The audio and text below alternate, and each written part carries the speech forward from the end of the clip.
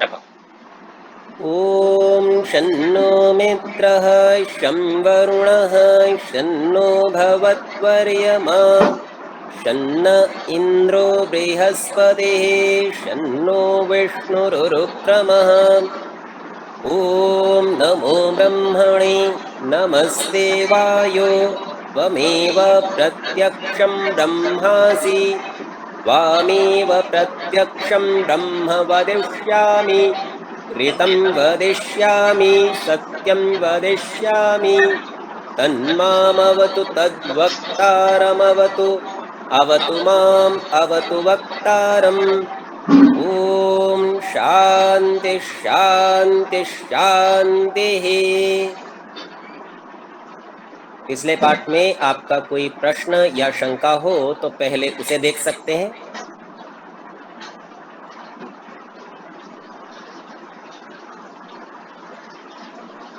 ठीक है, यदि सम्मुख उपस्थित लोगों का कोई प्रश्न नहीं है तो जो लोग इस कक्षा को ऑनलाइन सुन रहे हैं, यदि आपका कोई प्रश्न हो तो कह सकते हैं।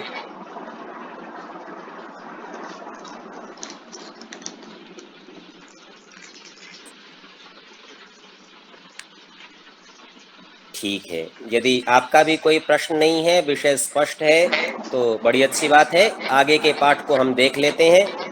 तृतीय समुल्लास हमारा चल रहा है और पिछली कक्षा में संध्योपासन की विधि, जिसमें प्रारंभ में स्नान आचमन आदि की चर्चा थी, वहां तक हमने देख लिया है, पृष्ठ संख्या 42 पर। अब आचमन के बाद प्राणायाम की चर्चा है, उसे आज देखते हैं। दूसरा प्राणायाम, इसमें प्रमाण, अर्थात ये प्राणायाम क्यों करना चाहिए, किस शास्त्र का आदेश है, प्रथम प्रमाण की चर्चा कर रहे हैं। तो एक सूत्र दिया योग दर्शन का, प्राणायामात अशुद्धि क्षये ज्ञान दीप्तेराविवेक ख्याते है, और लिखा यह योग शास्त्र का सूत्र है। जब आप योग दर्शन को खोलकर देखेंगे तो वहां पाएंगे प्राणायामात के स्थान पर मिलेगा योगांगानुष्ठानात अशुद्धि क्षये ज्ञान दीप्तिर आविवेक ख्याते। तो यूं समझिए कि योग अंग 8 हैं और उनके अनुष्ठान के स्थान पर केवल प्राणायाम का कथन क्यों कर दिया। तो सबसे पहले इसको समझिए कि योग के 8 अंगों को 2 भागों में बांटा जाता है। एक को कहते हैं अंतरंग योग और एक को कहते हैं बहिरंग योग। अंतरंग योग जो आपके अंदर आत्मा और मन से विशेष करके संबंधित है, और बहिरंग योग जो बाहर के समाज के साथ विशेष करके संबंधित है। तो बहिरंग योग प्राणायाम तक होता है, ये बाह्य क्रियामय शरीर से समाज से संबंधित होकर किया जाता है, और उसका सबसे अंतिम अंग प्राणायाम है। तो बहिरंग से ही आप अंतिम लक्ष्य तक पहुंचते हैं। ये नहीं समझना चाहिए कि अंतरंग से नहीं पहुंचते। बहिरंग पहले है, उसके करने पर अंतरंग योग करेंगे और अंतरंग के पश्चात समाधि सिद्धि अर्थात चित्त की वृत्तियों के निरोध तक पहुंचेंगे।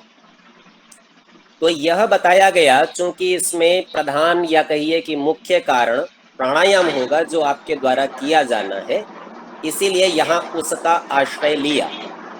ऐसा समझिए, लोक में कार्य और कारण को अभेद से कहने की भी परंपरा है। जैसे सामने बहुत अच्छी चिकनी मिट्टी हो, एक कुम्हार उसको देखता है तो वो ये नहीं कहता ये मिट्टी है, वो सीधा कह देता है इसमें से कम 5 घड़े निकलेंगे। अर्थात वो आकलन करता है इस मिट्टी से क्या कार्य किया जा सकता है। कारण मिट्टी था, लेकिन कारण के स्थान पर सीधा कार्य का कथन कर दिया। ठीक इसके विपरीत कुछ बहुत अच्छी चीज भी बनी हुई हो, लेकिन उसका महत्व हमें कम करके बताना है, तो हम कहते हैं ये मेज क्या है, लकड़ी तो है। अर्थात उसके कारण की चर्चा करते हैं। कोई ज्यादा बड़ी चीज थोड़ी है, लकड़ी तो है, लकड़ी बहुत महंगी थोड़ी है, इसका मूल्य अधिक क्यों लगाते हो। तो यहाँ हमने कार्य के स्थान पर कारण का कथन कर दिया। ठीक वही शैली यहाँ पर है। प्राणायाम ये प्रारंभिक कारण है, बहिरंग है, और अंतिम कार्य है ज्ञान दीप्ति, आविवेक ख्याति, अशुद्धि क्षय। और ये बातें पूरे योग से होती हैं, परंतु प्राणायाम से यह प्रक्रिया प्रारंभ हो जाती है। इसके लिए वही योग दर्शन में सूत्र है, ततः क्षीयते प्रकाश आवरणम। प्राणायाम के करने से प्रकाश अर्थात ज्ञान के ऊपर, बुद्धि के ऊपर पड़ा हुआ पर्दा हट जाता है, अर्थात विवेक, उचित अनुचित को जानने का सामर्थ्य आप में पैदा हो जाता है। तो यह काम प्राणायाम से प्रारंभ होता है और समाधि तक होता ही चला जाता है। इसीलिए यहाँ स्वामी जी ने सभी योग के अंगों का नाम लेने के स्थान पर केवल प्राणायाम का कथन कर दिया, क्योंकि यह कार्य वहां से प्रारंभ होता है, अर्थात कारण है प्राणायाम उसमें। तो बजाय कार्य बताने के सीधा कारण का कथन किया। ये कहने की शैली है। अब इसको समझाते हैं। पहले सूत्र के अर्थ को समझ लीजिए। प्राणायामात अर्थात प्राणायाम के करने से अशुद्धि क्षय, अशुद्धियों का क्षय हो जाता है, अशुद्धि नष्ट हो जाती है। केवल शरीर की नहीं होती, मन की भी हो जाती है। ज्ञान दीप्ति ही, ज्ञान की चमक उपस्थित हो जाती है, अर्थात ज्ञान स्पष्ट हो जाता है। और कितना स्पष्ट हो जाता है, तो कहते हैं अविवेक ख्याति। जब तक विवेक ख्याति ना हो। विवेक शब्द का अर्थ समझिए, इसमें मूल शब्द है विचिर, अर्थ है पृथक भाव, अलग अलग करना। देखिए आप संसार को कैसे समझते हैं, तो संसार को समझने की विधि वर्गीकरण है। आपसे कोई कहे साहब संसार समझाइए, तो आप क्या करते हैं, सबसे मोटा मोटा विभाग बनाते हैं। बोले दो चीजें हैं संसार में, एक जड़ एक चेतन। जड़ ऐसी है जो चलती फिरती नहीं, निर्जीव है, और चेतन है जो चलने फिरने वाले अथवा सजीव है। दो विभाग कर दिए तो बोले ठीक है, मोटा मोटा समझ में आया। अब और तो सजीव में विभाग करते हैं मनुष्य और पशु। तो मनुष्य ऐसे हैं जो दो पैरों पर खड़े चलते हैं, और बाकी सब पशु तिर्यक योनि, तिरछे हैं, सीधे नहीं खड़े होते पशु, सब तिरछे हैं, पेट के बल है। पशु हो पक्षी हो, सब पेट के बल है, तिर्यक। फिर विभाग करते हैं, अच्छा और समझाइए, तो मनुष्यों में भी विभाग कर लेते हैं। बोले स्त्री और पुरुष, सारे संसार को दो भागों में बांट लेते हैं। और विभाग करने हो तो पुरुषों में ही शिशु, बालक, थोड़ा किशोर, युवा, अधेड़, वृद्ध, कई विभाग कर सकते हैं। यही विभाग स्त्रियों में भी कर सकते हैं। तो इस प्रकार बांटते हुए, वर्गीकरण करते हुए आप संसार को समझ लेते हैं। तो वर्गीकरण से समझ में आता है, वर्गीकरण का अर्थ है अलग अलग करना। जड़ को अलग कर दिया, चेतन को अलग कर दिया, मनुष्यों को अलग कर दिया, पशुओं को अलग कर दिया। इस अलग करने का नाम ही विवेक है। विवेक यानी पृथक भाव, अलग अलग कर देना। तो अलग करने से संसार समझ में आता है। और यह ही आप जब युक्ति किसी भी प्रश्न पर लगा दें, आपसे पूछा जाए यह सत्य है या नहीं, तो सुनी हुई अथवा पढ़ी हुई प्रत्येक वार्ता में से आप सत्य अंश को अलग कर दीजिए, असत्य को अलग कर दीजिए, और करके बताइए ये सत्य है और ये असत्य है। इसका नाम है विवेक। और इसी को हम कहते हैं कि जी इनको उचित और अनुचित का ज्ञान हो गया है, ठीक ठीक अलग अलग कर लेते हैं। तो प्राणायाम के करने से शरीर और मन में आने वाली अशुद्धि क्षीण हो जाती है, नष्ट हो जाती है। और ऐसा करने से ज्ञान दीप्ति, ज्ञान की चमक आ जाती है। और तब तक आती है जब तक आपके विवेक की स्थिति, अर्थात ठीक ठीक जानने की स्थिति न बन जाए। तो उचित विधि से युक्त युक्त प्राणायाम करने से बुद्धि में यह सामर्थ्य है कि कोई व्यक्ति आपको यदि अनुचित बात, मिथ्या बात, झूठ बता भी रहा है, तो आप तत्काल उसमें विवेक कर लेंगे और जान लेंगे इसमें कितना झूठ है और कितना सत्य है। ये प्राणायाम की योग्यता है। तो यहाँ इस पर स्वामी जी महाराज आर्य भाषा में कहते हैं, जब मनुष्य प्राणायाम करता है तब प्रतिक्षण उत्तरोत्तर काल में अशुद्धि का नाश और ज्ञान का प्रकाश होता जाता है। जब तक मुक्ति न हो तब तक उसके आत्मा का ज्ञान बराबर बढ़ता जाता है। तो विवेक ख्याति से, अर्थात अलग अलग करने की समुचित योग्यता से व्यक्ति मुक्ति में जाता है। और इतना ज्ञान बढ़ जाता है कि उसके बाद जब मरेगा तो मुक्ति में ही जाएगा। तो विवेक ख्याति होने तक प्राणायाम की उपयोगिता है। तो जो ऊपर कहा था ना प्राणायाम के करने से विवेक ख्याति हो जाएगी, तो पूरे योग के अंगों का अनुष्ठान करने से होती है। जब उचित जान लेगा तो उचित कर्म भी करेगा, परिणाम स्वरूप उचित फल की प्राप्ति भी होगी। इस हेतु से यहाँ इस एक सूत्र को विस्तृत करके कुछ शब्दों का रूपांतरण करके संपूर्ण भाव को बताया है। अब इस विषय में मनुस्मृति का एक प्रमाण दिखाते हैं। कहते हैं दह्यन्ते ध्मायमानानां धातूनां च यथा मलाः तथेन्द्रियाणां दह्यन्ते दोषाः प्राणस्य निग्रहात्। ये मनुस्मृति का श्लोक है। दह्यन्ते अर्थात जल जाते हैं, नष्ट हो जाते हैं, दहन हो जाता है। धमायमानानाम जिनको आप धमाए धोंक रहे हैं, जैसे धोंकनी में लुहार भट्टी में झोंकता है हवा से, उसको अग्नि को बढ़ाता है, तो इस प्रकार हवा के बढ़ाने से प्राण यानी वायु के आयाम विस्तार नियंत्रण से धमायमानानाम धोंकते हुए धातु नाम च यथा मलाह जैसे धातुओं के जो मल हैं वे सभी मल दह्यन्ते जल जाते हैं। तो जब आप अग्नि में रखें और उसके अंदर वायु का प्रयोग करें तो जो स्वर्णकार सुनार लोग हैं वो इस विषय को जानते हैं कि ऐसा करने से धातुओं के पिघलने से उनके दोष अलग हो जाते हैं और शुद्ध धातु आपको मिल जाती है। तथा इंद्रियाणाम उसी प्रकार से इंद्रियों के अर्थात शरीर और मन के दह्यन्ते दोषाः दोष जल जाते हैं प्राणस्य निग्रहात् प्राण का निग्रह करने से, लंबे समय तक प्राण को रोक कर रखने से। यही प्राणायाम की विधि और लाभ है। प्राण को लंबे समय तक रोकना, लंबा बनाना, ये है प्राणायाम। और लाभ होता है कि इंद्रियों के दोष जल जाते हैं।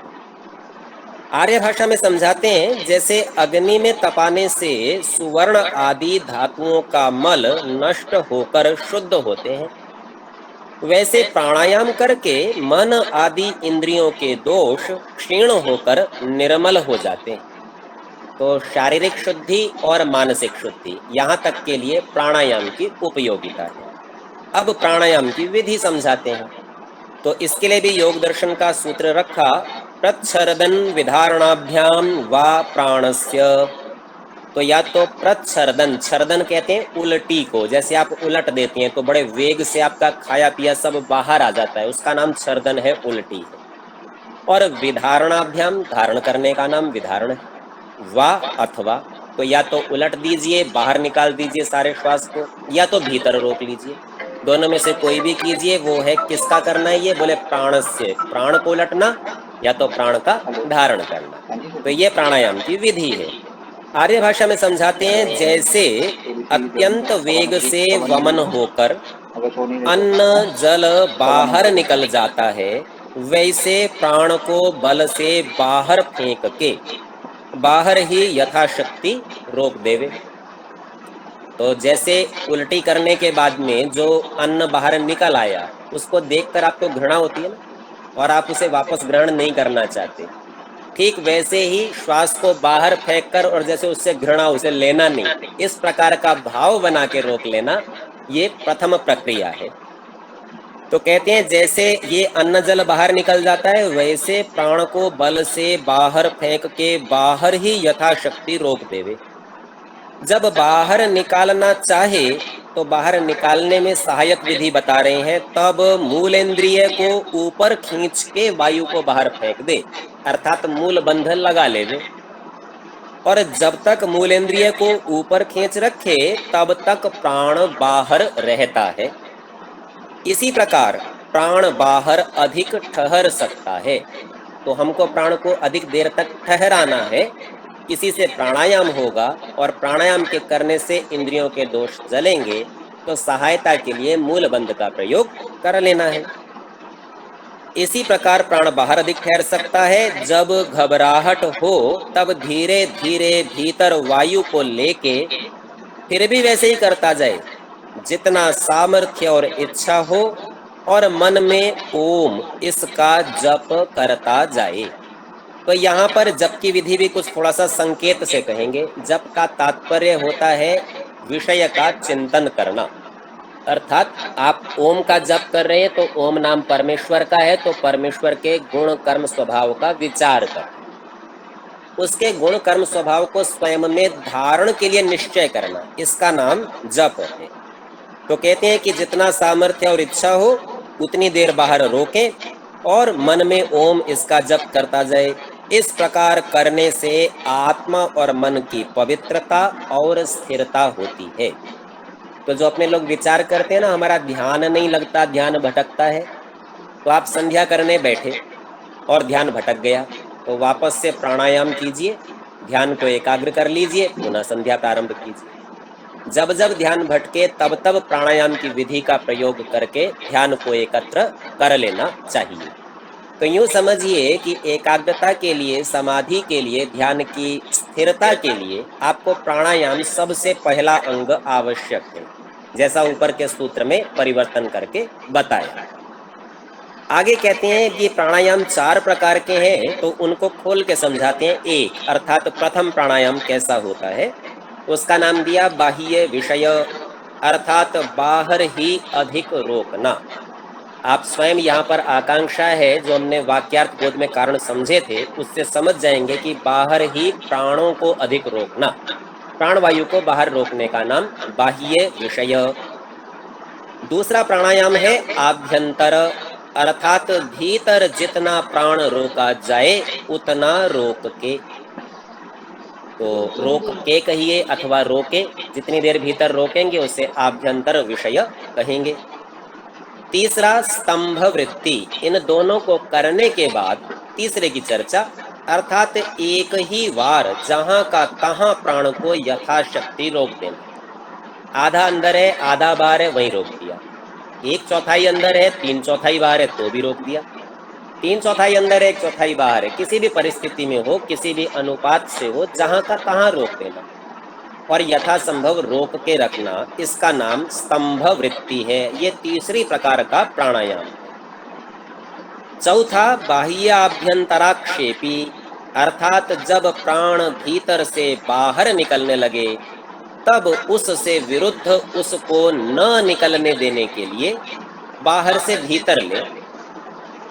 तो यूं समझिए आपने भीतर रोका और वो बाहर निकलना चाहता है, तो उससे विपरीत क्रिया करनी, बाहर नहीं निकलने देना, बल्कि जो बाहर से संभव हो तो और दोबारा अंदर लेने का प्रयत्न करना। और जब बाहर से भीतर आने लगे, अर्थात जब आपने बाहर रोका हुआ था और वहां से रुके रुके घबराहट होकर भीतर आने लगे, तब भीतर से बाहर की ओर प्राण को धक्का देकर रोकता जाए, अर्थात अब भीतर भी नहीं आने दे और बाहर निकालने का फिर से प्रयत्न करें। ऐसे एक दूसरे के विरुद्ध क्रिया करें तो दोनों की गति रुक कर प्राण अपने वश में होने से मन और इंद्रियां भी स्वाधीन होते हैं। इन प्राणायाम के विषय को बड़ी गंभीरता से, दृढ़ निश्चय के साथ और जैसी विधि बताई है ठीक वैसा ही करने का प्रयत्न करना चाहिए, यदि सचमुच प्राणायाम के लाभ हम चाहते। और इसमें भी जो सबसे अंतिम है वह विशेष है। नए जो साधक हैं उन लोगों के लिए तो बाह्य सबसे सरल पड़ता है, श्वास को बाहर रोकना सहज होता है। अभ्यास बढ़ने पर भीतर रोकने की मात्रा बढ़ानी चाहिए, कितनी देर आप भीतर रोक सकते हैं। पश्चात स्तंभ वृत्ति का अभ्यास करना चाहिए और सबसे अंत में बाह्याभ्यंतर आक्षेपी। ऐसा करने से ही मन पर नियंत्रण, एकाग्रता और ध्यान की स्थिरता होती है। साथ साथ देखिए यहाँ लाभ गिनाए तो कहा प्राण अपने वश में हो जाता है, मन और इंद्रियां भी स्वाधीन। स्वाधीन का मतलब ये नहीं अपनी इच्छा से चलने वाली, स्व माने स्वयं के, अधीन माने नियंत्रण में। तो स्वयं के अधीन अर्थात आत्मा के अधीन मन और इंद्रियां हो जाती हैं। आप जहां चाहेंगे वहां मन लगेगा और जैसा चाहेंगे वैसा इंद्रियां ज्ञान कर पाएंगी। बल पुरुषार्थ बढ़कर बुद्धि तीव्र सूक्ष्म रूप हो जाती है। ये और भी विशेषता है। तो प्राणायाम के लाभ इतने, क्योंकि समाधि लगनी है, लक्ष्य यही है, विवेक ख्याति होनी है, ज्ञान दीप्ति होनी है, अशुद्धि का क्षय होना है। समाधि शब्द के अर्थ को यहीं पर समझना प्रासंगिक है। यूं समझिए समाधि का अर्थ है समाधान, और समाधान सदा शंकाओं का हुआ करता है। तो आपकी जो भी समस्याएं हो, शंकाएं हो, वे समाधि के द्वारा हल होती हैं। और समाधि में समाधान होने हैं, समाधान होने ज्ञान से, और उसका प्रारंभ होना है प्राणायाम से। तो जब भी समस्याओं में घिरे तो प्राणायाम करें, पर शारीरिक स्थिति को देख के, ये नहीं कि खाते ही समस्या में घिरे तो प्राणायाम कर रहे हैं, ऐसा नहीं करना। तो उसके नियम का ध्यान रखते हुए प्राणायाम का प्रयोग बौद्धिक समस्याओं के समाधान के लिए करना योग्य है। इससे कोई कोई लोग ये तात्पर्य निकाल सकते हैं कि ईश्वर का चिंतन, अध्ययन, स्वाध्याय आदि भूखे पेट ही करना चाहिए, क्योंकि खाली पेट ही प्राणायाम किए जाते हैं और प्राणायाम करके इन विषयों को पढ़ा जाता है ताकि सहजता से समझ में आ सके। स्वामी जी महाराज यह लिखते हैं, बुद्धि तीव्र सूक्ष्म रूप हो जाती है कि जो बहुत कठिन और सूक्ष्म विषय को भी शीघ्र ग्रहण करती है।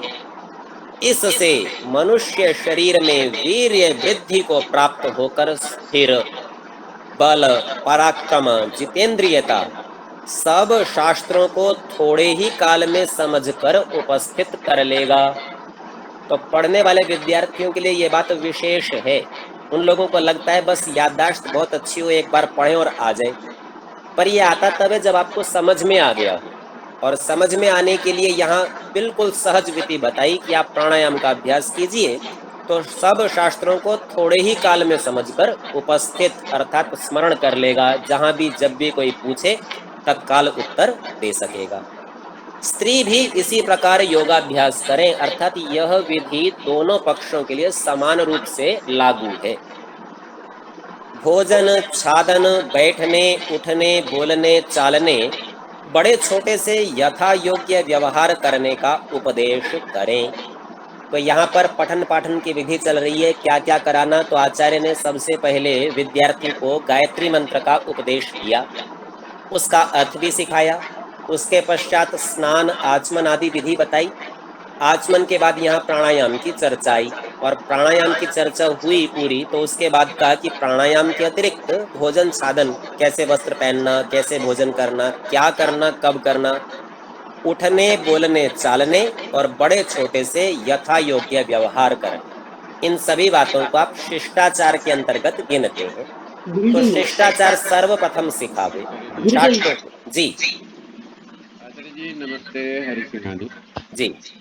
आचार्य जी, ऐसा मैंने पढ़ा है, स्वामी दयानंद जब ग्रंथों का लिखवाने का कार्यक्रम करा रहे होते थे अपने लेखकों से थे, तो कहीं अगर वो रुक जाते थे किसी जगह, कहीं उनको कोई समस्या नजर आती थी तो वो वहां छोड़ के चले जाते थे, ध्यान करके आते थे और लौट के आके फिर उनका लिखवाने का कार्यक्रम चालू करते थे। मतलब वो साथ के साथ अपना समाधान समाधि लगा के ले आया करते थे।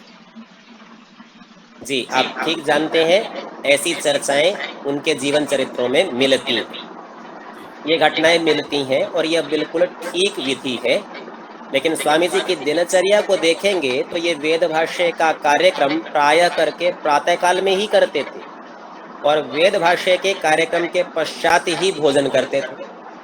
तो इससे ध्यान में आएगा, चूंकि वे एक सिद्ध योगी थे, योगियों के दो प्रकार होते हैं, युंजान और युक्त। तो वे युक्त योगी थे, सदा जुड़े रहते थे, इसीलिए जुड़े रहना अर्थात ईश्वर से संयुक्त रहना, इसीलिए उनको समाधि लगाने में कुछ भी कठिनाई नहीं होती थी। प्राणायाम आदि योग के अंग वे सिद्ध कर चुके थे, तो तत्काल समाधि और जितनी भी देर लगाएं, जब उनकी संतुष्टि समाधान से हो जाती थी पश्चात आकर लिखा देते थे। तो यह विधि उनके जीवन में देखने में आती है, ये उदाहरण है और यहाँ पर सिद्धांत रूप से उसका कथन किया गया। तो यहाँ शिक्षा के संबंध में जी यहाँ शिक्षा के संबंध में बता रहे हैं कि प्रारंभिक तैयारी कराने के पश्चात शिष्टाचार सिखावे, और जो व्यक्ति शिष्टाचार न सीख सके वह विद्या का ग्रहण नहीं कर सकता। छल से, कपट से कुछ थोड़ी बहुत जानकारी प्राप्त की जा सकती है, लेकिन ये जानकारियां आवश्यकता पड़ने पर, समय आने पर उपयोगी नहीं होती। इसके यदि कुछ उदाहरण आपको देखने हो तो महाभारत में दो प्रसिद्ध उदाहरण हैं। एक तो एकलव्य की घटना कही जाती और दूसरी घटना कर्ण के संबंध में कही जाती। तो चर्चा कुछ इस प्रकार की है कि उन्होंने छल से, बिना शिष्टाचार को सीखे विद्या को ग्रहण करने का प्रयत्न किया। कुछ थोड़े से अवयव सीख लिए और उसी से ही वह अपना बहुत ही समाज के अंदर प्रशंसा के पात्र बनने का प्रयत्न करने लगे। परंतु कहीं न कहीं जब उनको किसी एक समस्या में उपस्थित किया गया, तो वे उचित निर्णय नहीं ले सके, अर्थात विवेक उनके पास नहीं रहा। हम यहाँ कह सकते हैं कि दूसरे लोगों ने उनके साथ बुरा किया, अन्याय किया, पर ध्यान रखिए, परिस्थिति प्रत्येक मनुष्य के लिए होती है और परिस्थिति में क्या क्रिया करनी वह मनुष्य का अधिकार होता है। वहाँ बलात् किसी को बाधित नहीं किया गया, वहाँ तो कहा गया है कि ऐसा आप कर सकते हैं क्या, और उन्होंने स्वीकार किया है। क्यों? क्योंकि उनके पास में शिक्षा नहीं है, शिष्टाचार नहीं है, इसीलिए वे ठगे गए और अपनी उस विद्या का प्रयोग नहीं कर सके। तो विद्या के ग्रहण के लिए शिक्षा का होना, शिष्टाचार का होना अत्यंत आवश्यक है। बिना इसके प्राप्त की गई विद्या फलीभूत नहीं होगी। पुनः अब कहते हैं संध्योपासन, जिसको ब्रह्मयज्ञ भी कहते हैं, यहाँ तक की तैयारी करा के अब मुख्य कार्य में लगाते हैं। गायत्री मंत्र सिखा दिया है, स्नान, आचमन, प्राणायाम सब सिखा दिए हैं। तो अब संध्या प्रारंभ कराते हैं। अब इस संध्या में भी पहली प्रक्रिया आचमन की है।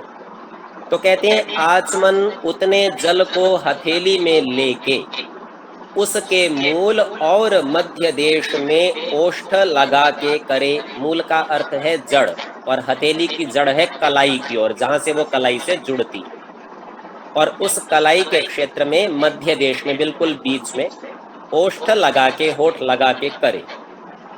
और कितना जल हो कि वह जल कंठ के नीचे हृदय तक पहुंचे, न उससे अधिक न न्यून।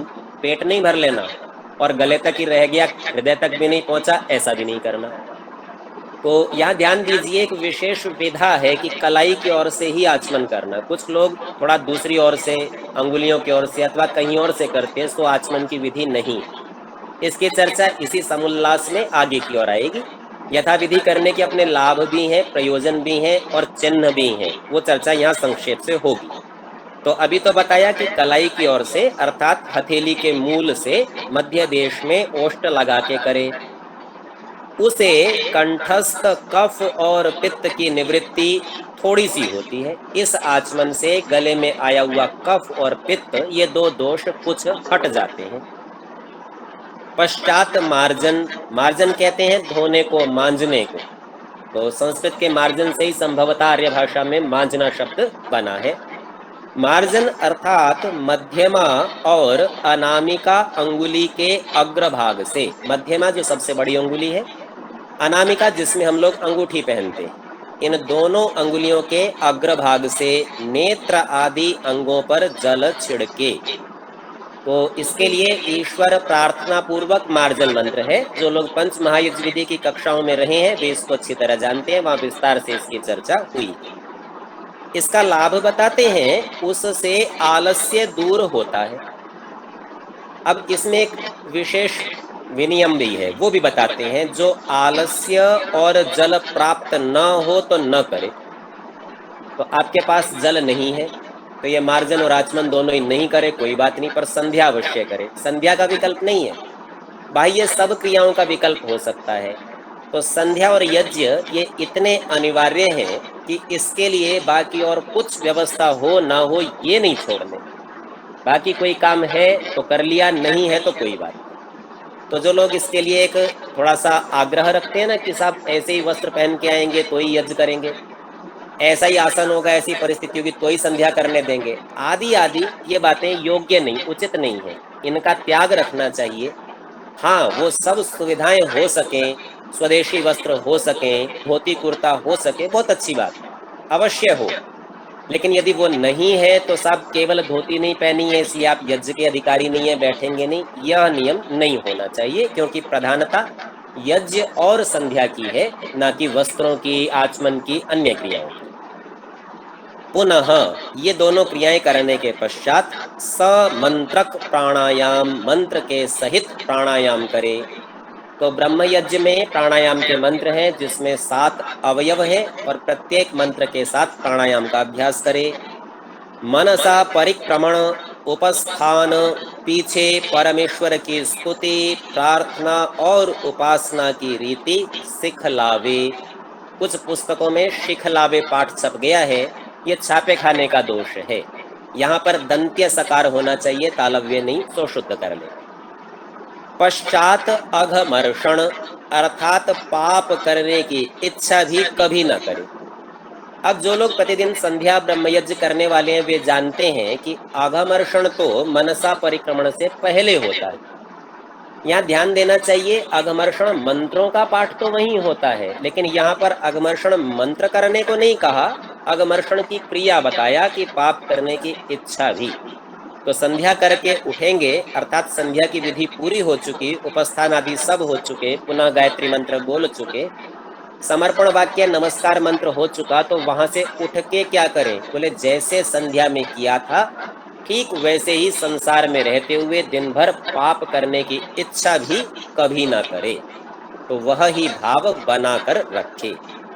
यह संध्योपासन एकांत देश में एकाग्र चित्त से करे। तो संध्या प्रत्येक व्यक्ति की, उपासना प्रत्येक व्यक्ति की अपनी अपनी करनी योग्य है। एकांत देश में करें, मन को एकाग्र करके, चित्त को स्थिर करके, सब वृत्तियों को रोक कर ऐसा करें।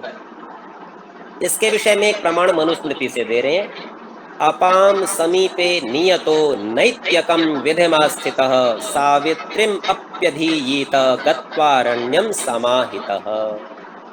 अपाम समीपे, अप कहते हैं जल को, अपाम समीपे जल के समीप में, कोई नदी हो, कोई स्रोत हो, झरना हो, प्राकृतिक ऐसा स्थान हो, उसके समीप में, नियतो जो निश्चित किया गया है ऐसा स्थान, अर्थात संध्या का स्थान समय ये सब निश्चित हो, तो इससे मन को एकाग्र करने में सहायता मिलती।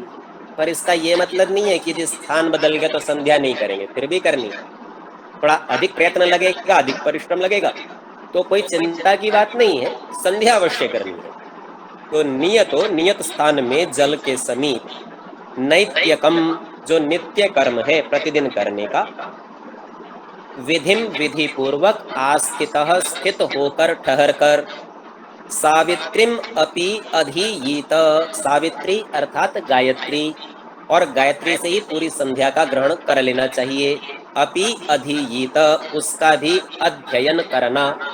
अधियीता का एक अर्थ अध्ययन है, अधियीता का एक अर्थ स्मरण है, तो ये एक स्मरण धातु से भी अधियीत शब्द बनता है।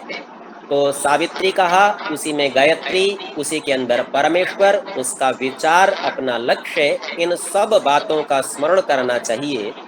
गत्वा अरण्यम, अरण्य को, वन को जाकर, समाहितः, समाहिता अर्थात जिसने इकट्ठा करके धारण कर लिया। हित शब्द का अर्थ धारण करना होता है, ये धा धातु से बना है, कुछ व्याकरण की प्रक्रिया है जिसमें ध से ह तक बन जाता है। तो आहित सब और से धारण किया, समाहित अच्छी प्रकार से सब और से धारण किया, अर्थात सब इंद्रियों को उनके विषयों से हटा लिया, बाहर से समेटकर भीतर रख, और भीतर की ओर गति करने का नाम समाहित है। तो कैसा करना है? एकांत होना चाहिए, जंगल हो, अरण्य हो, बहुत अच्छा, जल का स्रोत हो और अच्छा, स्थिर निश्चित स्थान हो और भी अच्छा, और वहां जाकर इस प्रकार समाहित होकर मन इंद्रियों को एकाग्र करके परमेश्वर का ध्यान करे, गायत्री मंत्र के माध्यम से उपासना करे। आर्य भाषा में लिखते हैं, जंगल में अर्थात एकांत देश में जा, सावधान होके, जल के समीप स्थित होके, नित्य कर्म को करता हुआ। तो यह स्वयं में नित्य कर्म है, और इसके अंतर्गत जो आचमन आदि, जल के स्रोत के निकट होगा तो जल उपस्थित रहेगा, तो इसलिए आचमन आदि सबको करता हुआ, सावित्री अर्थात गायत्री मंत्र का उच्चारण, अर्थ ज्ञान, और उसके अनुसार अपने चाल चलन को करे। परंतु यह जन्म से करना उत्तम है। अब यहाँ विचार करना चाहिए, जन्म से बालक शिशु कैसे करेगा? तो यहाँ कुछ संस्करणों में यह जप मन से करना उत्तम है। स्वामी जी की मूल प्रति में ज और म, इसके आगे एक एक वर्ण का स्थान खाली छूट गया है, संभवतः वह छापे खाने में रह गया है, तो किसी ने उनको दूर से जोड़कर जन्म बना लिया, और किसी ने जप मन से करना, ऐसा कर लिया। तो कुछ पुस्तकों में जन्म छपा हुआ है और कुछ में जप मन से करना, क्योंकि जन्म से ये क्रिया की ही नहीं जा सकती, संभव ही नहीं है। तो ऐसे में यह जप की चर्चा है, संध्या की चर्चा है और मन से करने की चर्चा है, यह शब्द अधिक उचित प्रतीत होते हैं। तो यदि आपको बुद्धि संगत लगे तो इसको यहाँ शुद्ध कर सकते हैं, अन्यथा जैसा है वैसा भी चलता रहे। यहाँ जो एक विशेष बात है संध्या के संबंध में कहा एकांत में करनी, ये तो बड़ी अच्छी बात है, दूसरा कोई नहीं। लेकिन एक और बात कही, गायत्री मंत्र का उच्चारण बोलना अवश्य, भले ही अकेले हो। तो संध्या बिना बोले नहीं की जाती, आप मंत्र का उच्चारण करें और वह भी शुद्ध उच्चारण करें, यह अनिवार्य है। और शुद्ध उच्चारण करके उसके बाद विचार करने के लिए कितनी भी देर मौन रहे, कोई दिक्कत नहीं। तो सोचते रहिए, चिंतन करते रहिए, गहरे गहरे उतरते रहिए। एक मंत्र का विचार पूरा हो तो दूसरे मंत्र का पाठ कीजिए, पर उच्चारण उसका भी करना है। उसका विचार कीजिए, उसका कर लिया तो तीसरे तक बढ़िए, चौथे तक बढ़िए और उत्तरोत्तर आप अपने संध्या का काल बढ़ा सकते हैं। केवल मंत्रोच्चारण करने में न्यून से न्यून 10 मिनट तो लगते ही है, पर यदि आप विचार पूर्वक संध्या करेंगे तो 1 घंटा, 2 घंटे और 3 घंटे तक भी आप इस ब्रह्म यज्ञ को कर सकते हैं। तो प्रथम विधि विद्यार्थी को आचार्य के द्वारा सिखा दी गई, ये संध्या कैसे करनी है। अब दूसरे की चर्चा करते हैं। दूसरा देव यज्ञ, जो अग्निहोत्र और विद्वानों का संग सेवा अधिक से होता है। तो देव यज्ञ कैसे होता है, एक तो हवन करना, जो कुंड में वेदी में हम लोग समिधाओं के साथ कृत आदि के साथ करते हैं। लेकिन उतने मात्र से देव यज्ञ पूरा नहीं होता, क्योंकि हम पीछे देख चुके हैं देव नाम है विद्वान। तो देव यज्ञ होता है विद्वानों के संग और सेवा आदि से। हम व्यक्तिगत अपना अपने घर में यज्ञ करें, बहुत अच्छी बात है, करना चाहिए। लेकिन यदि वहां हमें विद्वानों का संग नहीं मिल रहा तो हमारा देव यज्ञ अधूरा है। इसीलिए अपने घर में देव यज्ञ करते हुए ऐसे स्थानों पर अवश्य देव यज्ञ में अग्निहोत्र में सम्मिलित होना चाहिए जहां विद्वान उपस्थित हो। अब इसके साथ ये भी समझिए, करना अपने घर में भी है और करना संयुक्त स्थलों पर विद्वानों के संग में भी है। वहां आकर उनसे विषयों को जानना, तब यह देव यज्ञ पूरा होता है। उनका संग और सेवा अधिक से देव यज्ञ पूरा होता है। संध्या और अग्निहोत्र सायं प्रातः 2 ही काल में करे। इसकी एक चर्चा आती है कि त्रिकाल में संध्या करनी या नहीं करनी। तो इसकी चर्चा कुछ तो कर चुके हैं कि त्रिकाल संध्या नहीं होती है, इसीलिए कभी ना करनी। पुनः कहते हैं 2 ही रात दिन की संधि वेला है, अन्य नहीं। तो दिन और रात्रि के मिलने का नाम संध्या, और वह ही समय ब्रह्म यज्ञ और देव यज्ञ के करने का सर्वोत्तम। न्यून से न्यून 1 घंटा ध्यान अवश्य करे। आप ध्यान दीजिए, ये तीसरा समुल्लास है और प्रारंभिक स्तर की शिक्षा है, विद्यार्थियों के लिए शिक्षा है। तो विद्यार्थियों को न्यून से न्यून 1 घंटा संध्या करनी है। अब जब यह ही विषय नवम समुल्लास में जाएगा और वहां मुक्ति का विषय बताएंगे, तो वहां इस प्रकरण को कहेंगे मुमुक्षु, अर्थात मुक्ति का चाहने वाला न्यून से न्यून 2 घंटा ध्यान करे। यहाँ 1 घंटा का है, वहां तक जाते जाते स्तर बढ़ जाएगा, तब 2 घंटा उनको कराने लगेंगे। तो चूंकि विद्यार्थी जीवन में लक्ष्य होता है शास्त्रों को पढ़ना, समझना, जानना, इसीलिए यहाँ 1 घंटे का काल उसके लिए दिया। और जैसे जैसे आगे बढ़ता जाएगा, व्यवहार करता जाएगा, मुक्ति का इच्छुक होता जाएगा, तो उसे न्यून से न्यून 2 घंटा ध्यान करने का संदेश देंगे। कहते हैं जैसे समाधिस्थ होकर योगी लोग परमात्मा का ध्यान करते हैं, अर्थात परमेश्वर के अलावा किसी का चिंतन नहीं करते, वैसे ही संध्योपासन भी किया करें। तो ठीक उसी प्रकार से संध्योपासना की विधि है, एकाग्र होकर पूरा केवल एक ही बात ध्यान में और दूसरा कुछ भी नहीं। यथा सूर्योदय के पश्चात और सूर्यास्त के पूर्व अग्निहोत्र करने का भी समय है। तो प्रातः काल में करेंगे तो प्रारंभ ब्रह्म यज्ञ से करेंगे, पश्चात सूर्योदय हो गया तो सूर्योदय के पश्चात अग्निहोत्र करेंगे, और सायकाल होगा तो पहले अग्निहोत्र कर लेंगे, सूर्योदय होने से, सूर्यास्त होने से पहले और अग्निहोत्र के पश्चात पुनः ब्रह्मयज्ञ संध्या को करेंगे। उसके लिए एक किसी धातु व मिट्टी की ऊपर 12 व 16 अंगुल चौकोर, उतनी ही गहरी और नीचे 3 व 4 अंगुल परिमाण से वेदी इस प्रकार बनावे, अर्थात ऊपर जितनी चौड़ी हो उसकी चतुर्थांश नीचे चौड़ी रहे। तो जितना ऊपर का माप है उससे 1/4 नीचे का होना चाहिए, और जितनी एक तरफ की भुजा है उतनी गहराई होनी चाहिए मध्य में से। उसमें चंदन, पलाश व आम्र आदि के श्रेष्ठ काष्ठों के टुकड़े उसी वेदी के परिमाण से बड़े छोटे करके उसमें रखे। उसके मध्य में अग्नि रख के पुनः उस पर समिधा अर्थात पूर्वोक्त ईंधन रख दे। तो जिन समिधाओं की चर्चा ऊपर की जा चुकी है, इसमें मुख्य करके 3 समिधाएं आम की, पीपल और पलाश, जिसे हम ढाक के नाम से भी जानते हैं, उनकी है। वह यज्ञ का मुख्य ईंधन है, उसको रखे। पश्चात इसमें आगे अब पात्रों की चर्चा है, और यहाँ पर जैसे, ऐसा, ऐसे शब्दों का प्रयोग करेंगे। अब उसके आगे पात्र का चित्र बना हुआ है, तो हम उसी से उसको समझ लेंगे ये कौन सा पात्र है और किस प्रकार इसका प्रयोग करना है। आज के पाठ का समय समाप्त होता है। शेष चर्चा अगली कक्षाओं में करेंगे। ओ